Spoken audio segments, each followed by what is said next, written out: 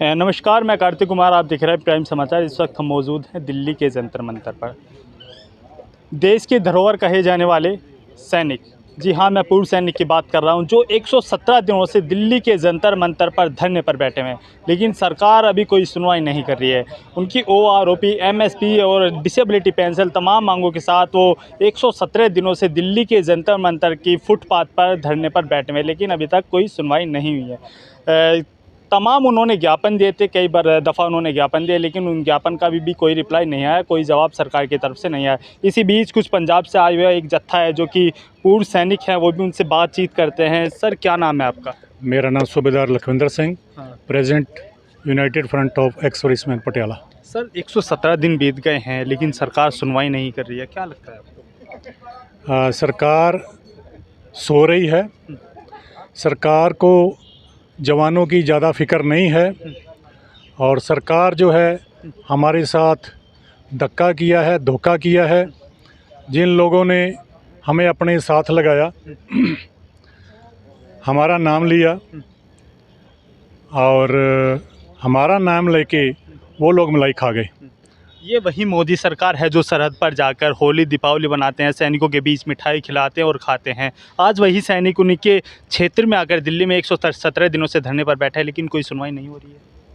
देखिए, मोदी साहब ने अजमेर में एक रैली में बोला था कि हमारी सरकार ने 1 लाख 1 पेंशन 2 के लिए 63,000 करोड़ रुपया जो है वो साबका सैनिकों को दिया है। अच्छा होता अगर मोदी साहब ये भी बता देते कि वो 63,000 करोड़ में से हम लोग जो 93% हैं जेसीओ जवान, इनको कितना दिया है और जो 3% अधिकारी हैं उनको कितना दिया है। इस बात के बारे में एक इंक्वायरी होनी चाहिए। इसके बारे में मोदी साहब को ये पता होना चाहिए कि ये जो साबका सैनिक 117 दिन से आंदोलन कर रहे हैं, ये वही सैनिक हैं जिनके साथ वो खाना खाते हैं, दिवाली मनाते हैं। अकेला एक दिन खाना खाने से, दिवाली मनाने से कुछ नहीं होगा।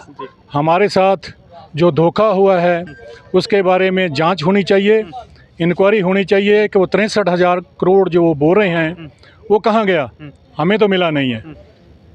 तो कहीं वो अधिकारियों के हिस्से में नहीं चला गया? देखिए, जो 3% हैं, हमारा बजट का जो ये 63 करोड़ बोल रहे हैं, 63,000 करोड़ बोल रहे हैं, उसका 80% वो 3% वाले जो हमारे अधिकारी थे, जिनको हमने आगे लगाया था, जिन पर हमने विश्वास किया था, वो ले गए हैं। और हम 97% वालों को जो बाकी बचा है, बचा कुचा माल, वो हमें दिया गया है। लेकिन उन अधिकारियों को आप भगवान मानते हैं एक तरीके से, जैसा वो आदेश कर दे वैसे ही आप काम करते हैं, कार्य करते हैं। उन्हें जरा सी भी दया नहीं आपके हिस्से का जो भी खा गए वो पैसा? मैं तो ये कहना चाहता हूँ कि एनडीए में जहाँ पर ये अधिकारी ट्रेनिंग करते हैं, वहाँ पे एक बात बताई जाती है, इनको सिखाई जाती है कि आपका देश, आपके देश का वेलफेयर पहले नंबर पे आता है। दूसरे नंबर पे आपके नीचे जो काम करते हैं हम लोग जेसीओ जवान, उनका वेलफेयर आता है। और तीसरे नंबर पे आपका खुद का वेलफेयर आता है। लेकिन यहाँ पे इन पे हमने भरोसा किया, जैसे आपने बोला है कि इनको हम भगवान समझते हैं, बिल्कुल समझते थे। लेकिन ये बातचीत करने के लिए जो कमेटी बनी थी, जो गवर्नमेंट की स्टैंडिंग कमेटी के साथ बातचीत करती थी, वो सभी अधिकारीगण थे। हमारा एक भी जवान, हमारा एक भी जेसीओ इन्होंने उस कमेटी में नहीं डाला था। और तब तक पता नहीं लगने दिया कि ये क्या बात करते थे, जब तक कि वो सब इनको पेमेंट नहीं हो गया। और वो जो ट्रेनिंग मिली थी इनको एनडीए में, उसका इन्होंने दुरुपयोग किया है। हमारा वेलफेयर देखने की बजाय ये अपना वेलफेयर लेके मलाई खा गए और हमारी जो लस्सी थी उसमें भी पानी डाल दिया इन लोगों ने। अच्छा सर, प्रमुख मांगे की बात करें तो प्रमुख मांगे आपकी क्या क्या है? हमारे फेडरेशन ऑफ वेटरन एसोसिएशन ने एक मांग पत्र तैयार किया जिसमें 16 पॉइंट हैं। हमारे साथ जो विसंगतियां हुई हैं वो 16 हैं, उसमें बहुत सारी विसंगतियां हैं। वो मांग पत्र हम लोग 3 अप्रैल को डीसीज़ को दिए हैं। 30 अप्रैल को अब पूरे हिंदुस्तान के एमपीज़ और एमएलए को दिए हैं, सॉरी एमएलए नहीं, राज्यसभा मेंबर्स को दिए हैं। और 30 मई को फिर हमने हिंदुस्तान के पूरे एसडीएम्स को वो मांग पत्र दिए हैं, उसमें वो 16 मांगे शामिल हैं। प्रमुख मांगे क्या क्या हैं? कुछ एक दो चार मांगे बताएं। प्रमुख मांगे ये हैं कि ये जो वन पेंशन है, मैं आपको बता देता हूँ कि ये सिर्फ फ़ौज से जो कम उम्र में सर्विस करके रिटायर हो जाते हैं, क्योंकि एक जवान का जो रिटायरमेंट एज है वो उसके भर्ती होने का 20-21 साल में या 19 साल में भर्ती हो जाता है। 18 साल तक वो सर्विस करता है, कोई 17 साल में आ जाता है, उसको ज़बरदस्ती भेज दिया जाता है रिटायरमेंट पे। अच्छा, 16 आपकी मांगे हैं। 16 मांगों में से आपने जो ज्ञापन दिए, तमाम तरह की आप लड़ाई लड़ रहे हैं, 16 मांगे में से 1 2 4 या मांगे मैं कुछ वही बताना जा रहा हूँ आपको। हाँ। कि वो जो वापस आ जाते हैं रिटायरमेंट में हमारे जवान, हाँ। उनका नाम लिया गया कि जो हमारे अधिकारीगण थे आगे, जो जिनके ऊपर हमने भगवान मानकर विश्वास किया, वो जब आंदोलन हो रहा था 1 पेंशन का, तो ये बताते थे कि ये हमारा जवान 34-37 साल में आ जाता है, उसकी ढंग की नौकरी नहीं मिलती है, उसके बच्चे जवान हो जाते हैं और उसका घर का खर्चा बढ़ जाता है, उस महंगाई बढ़ जाती है, तो वो पूरा उन महंगाई के कारण अपने घर का जो खर्चा है वो मेंटेन नहीं कर पाता। ये 1 पेंशन उनको दिया जाए, लेकिन उनको देने के बजाय, क्योंकि ये देखिए रेलवे, सीआरपी, बीएसएफ, बाकी जितने भी सेंट्रल गवर्नमेंट के डिपार्टमेंट हैं, उनको 1 पेंशन लागू नहीं है। वो इसलिए लागू नहीं है क्योंकि वो 58 से 60 साल उम्र तक सर्विस करके आ जाते हैं, लेकिन एक जवान 36-37 साल में आ जाता है, इसलिए उसको फाइनेंशियल एड देने के लिए 1 पेंशन था। लेकिन अगर उनको बाकी सेंट्रल जितनी भी फोर्सेस हैं या डिपार्टमेंट हैं, उनके लिए 1 पेंशन लागू नहीं है, तो हमारे अधिकारियों के लिए ये लागू कैसे हो गया? वो भी तो 58 से 60 साल तक उम्र तक की जो नौकरी करके आते हैं। इसलिए हमारी पहली मांग ये है कि ये तो लागू ही नहीं है उनके लिए, और जिनके लिए लागू था उनको नहीं दिया गया है। 80% बजट का जो 63,000 करोड़ मोदी साहब बोल रहे हैं, उसका 80% ये लोग लेके चले गए। दूसरी मांग ये है कि जो फिटमेंट फैक्टर है, फिटमेंट फैक्टर जो नॉर्मल जो रेलवेज़ और ये बाकी सेंट्रल एजेंसीज़ हैगी, सेंट्रल डिपार्टमेंट हैं, उनके लिए 2.57 फैक्टर लागू किया गया था। वो हमारे लिए भी वही लागू था। लेकिन ऐसे हालात क्या हुए कि हमारे अधिकारियों को 2.81 वो फैक्टर दे दिया गया और हम जीएसयू जवानों को 2.57 पे छोड़ दिया गया। तो आपका ये वेलफेयर का, नीचे वालों का वेलफेयर देखना कहाँ गया? आप कैसे, क्या हालात हुए कि 2.81 लेके निकल गए और हमें 2.57 पे भी छोड़ दिया? ये मोदी साहब को भी सोचने की, देखने की, जांच करने की मांग है। तीसरा जो डिसेबिलिटी पेंशन है, डिसेबिलिटी पेंशन जो है वो जवान को अगर वो 50% या 100% डिसेबल्ड हो जाता है, 100% के लिए 18,000 है नॉर्मल। अगर वो डिसेबल हो जाता है और नौकरी करने के लायक है, उसके लिए 18,000, और अफसर के लिए 72,000। उसके बाद अगर वो बोर्ड आउट हो जाता है, नौकरी करने लायक नहीं रहता है, तो जवान के लिए 27,000 और ऑफिसर के लिए 2,52,000। 14 गुना का फ़र्क होता है। ये 14 गुना फ़र्क क्यों है? क्या वो गोली देख के आती है कि ये जवान है, ये जीएसयू है, ये ऑफिसर है? क्या दर्द अलग अलग होता है? जब आप लोगों की पेंशन, आप लोगों की पे में फ़र्क डाल दिया गया है। मानते हैं हम, आप लोग पढ़े हैं, आप लोगों का दिमाग है, हमारा तो दिमाग नहीं है, इसलिए हमें कम पेंशन दी जाती है उनसे। 3 गुना माइनस दी जाती है, इनको 3 गुना ज़्यादा दी जाती है। जब बेसिक पेंशन, बेसिक पे में फ़र्क डाल दिया गया है, तो ये बाकी जो हमारे सहूलियत हैं, इनके बीच में 14-14 गुना का फ़र्क, ये कहाँ का न्याय है? ये कहाँ की बंदर बांट है जो उनको 2,52,000 और हमारा सैनिक जो है वो जख्मी हो जाए और घर चला जाए, नौकरी करने के लायक नहीं है, उसको 27,000 पर मंथ दे रहे हो आप लोग। इस तरीके से सर ये कब से चलता आ रहा है? ये जब से 2016 से ये पे कमीशन आउट हुआ है, तब से हम लोगों ने इनके साथ लग के 1 रैंक 1 पेंशन का लागू करने के लिए बोल रहे थे। और 2022 में जब वो 1 रैंक 1 पेंशन आउट हुआ, उसमें हमें पता चला। पहले हमें पता नहीं था।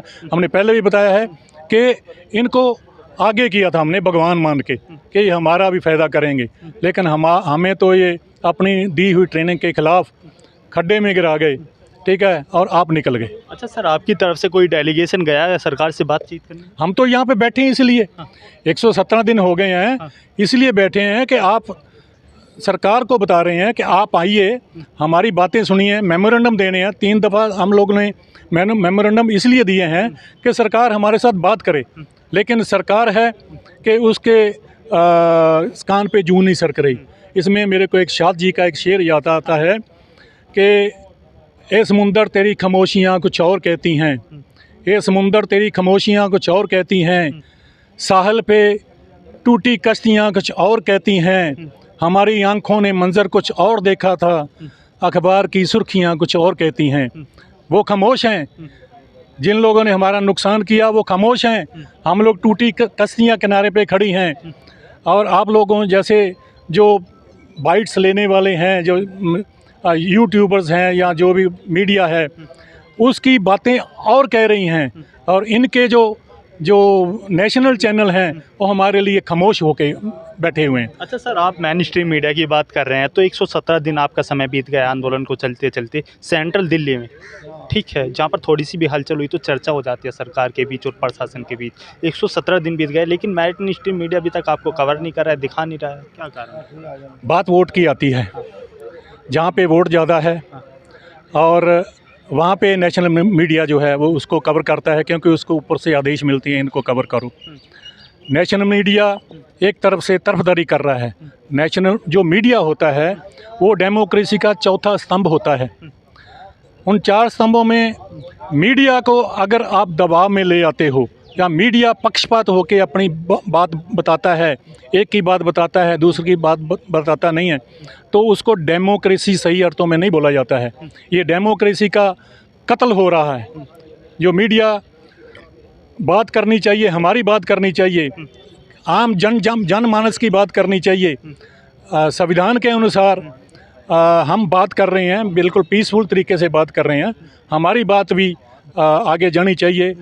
मीडिया कवर नहीं कर रहा था, इसी वजह से हमने मेमोरेंडम दिए। मेमोरेंडम राष्ट्रपति साहब के लिए, मेमोरेंडम प्रधानमंत्री साहब के लिए, और मेमोरेंडम डिफेंस मिनिस्टर साहब के लिए। हमने हज़ारों की संख्या में ये देख ली कि आप लोग हिंदुस्तान में कितने डीसीज़ हैं, हिंदुस्तान में कितने एमपीज़ और राज्यसभा मेंबर हैं, हिंदुस्तान में कितने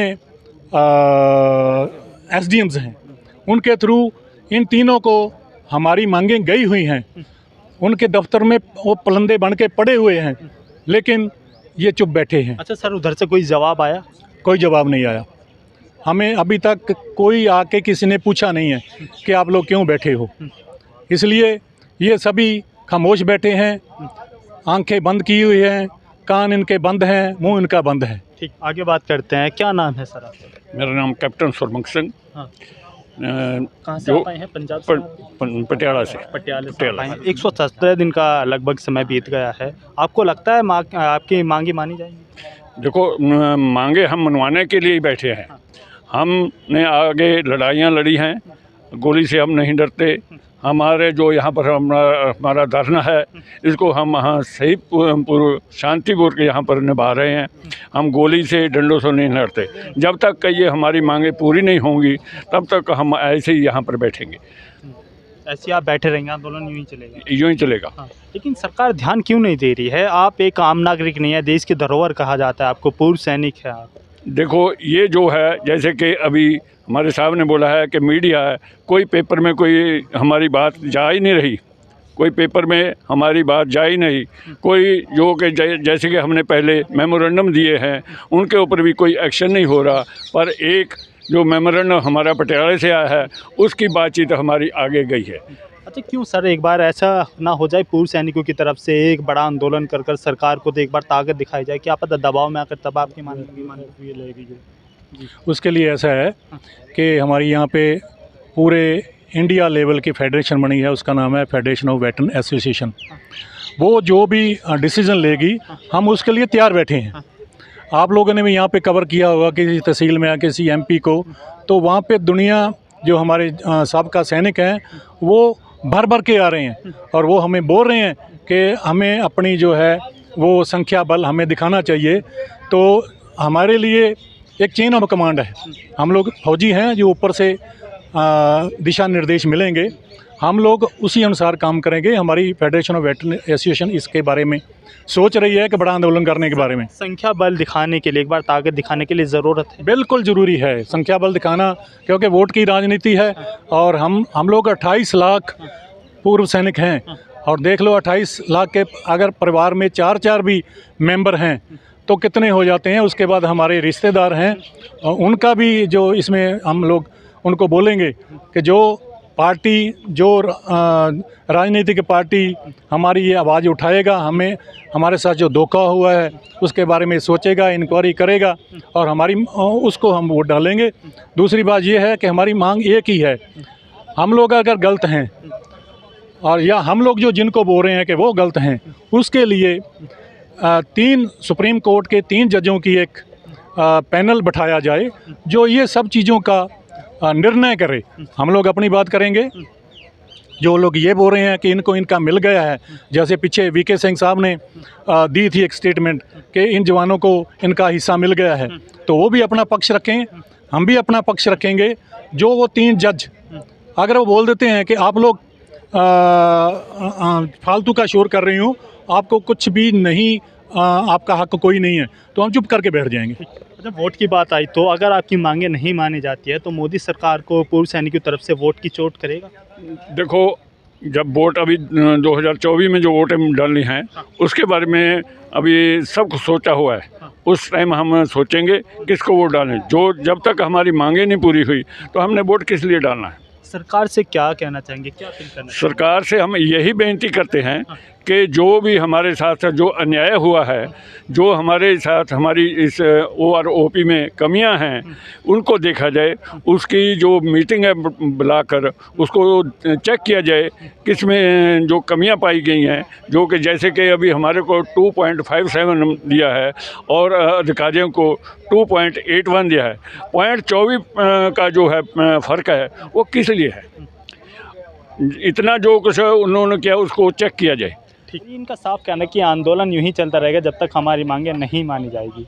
इसी तरह की तमाम खबरें देखने के लिए प्राइम समाचार को लाइक करें, शेयर करें और सब्सक्राइब करें।